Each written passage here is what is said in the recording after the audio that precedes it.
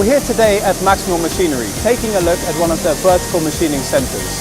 This is the QMC 600, which is the smallest model in their thrust series.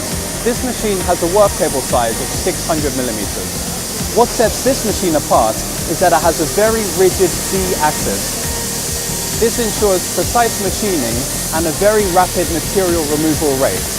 Furthermore, it has a maximum cut depth of 25 millimeters, making it perfect for the machining of aluminum 3C components, such as mobile phone covers and tablets. If you would like to know more about Maxmill Machinery, please check the link at the end of the video.